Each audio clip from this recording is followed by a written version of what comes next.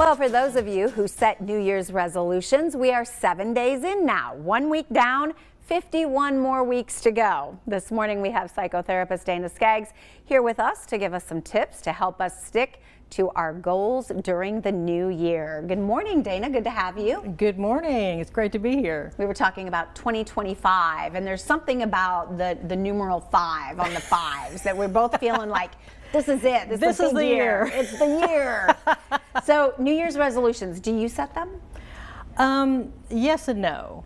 So before we start talking about that, I think we kind of need to say, there's a quote from Carl Rogers. He's one of the forerunners of psychology, and he says, when we accept ourselves just as we are, then we can change. So I think New Year's resolutions are great, and I've got some tips on how to do those. But first, I think we need to have self-acceptance. We need to recognize we are not perfect. We are never going to be perfect. And so have a moment to just say, just as I am, whatever I look like, whatever I weigh, whatever I'm doing at work, whatever I'm doing at home, whatever my relationships are, I accept myself. We don't wait for someone else to accept us. We give ourselves that self-acceptance and say, that's where I'm going to begin, and then we can change. So you got your foundation. Yes. Which should always be being okay with who you are self-acceptance. inside. Yes, instead of waiting for someone else to give us the acceptance, which may or may not come. Yeah. And no one else has any secret special knowledge about us that we don't have about ourselves. We can extend ourselves that self-acceptance, and when we do that, we accept all the faults, everything, we accept it, then we can change. That's what Carl Rogers says. Well, and there's a lot of freedom in that, and I think we are always our own worst critic.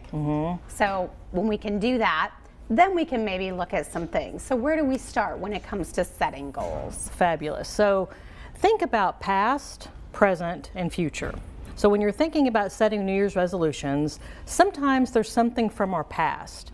There's a wound that hasn't healed, that's happened a long time ago. I have a sign in my office that says, don't stumble over something behind you. Okay? Sometimes we do that because there's a wound and we're carrying it around. It happened a long time ago, but it's rearing its ugly head now because we don't trust people or we have confidence issues. And these things happened, the core of it actually happened, the cause of it happened years ago, but we're still experiencing it today. So one of your New Year's resolutions might be about something from the past. Get it healed. Maybe you need to go to a mentor or a friend or a therapist or a pastor. Maybe you can't do it on your own. Get it healed, okay? Number 2, think about the present. Mindfulness techniques are amazing because they help us to let go of what happened 5 minutes ago. If we had some kind of horrible conversation with someone 5-10 minutes ago, it's gone. What may or may not happen tomorrow, next week, it hasn't happened yet. That's not reality. The only reality we have is right now. Like, for example, you and I, this is our only reality right now. So mindfulness helps us to be in the moment, which reduces anxiety and helps us to fully appreciate our life. And then the last thing, the future. I would suggest someone do something that feels exciting, something that challenges the fear. Do something that you might be a little afraid to do. Push your boundaries out. Because if you think about your life, fear, you're either going to push it out, you're going to push and have more and more of your life to live, or fear will like bite off pieces of your life until you have nothing left.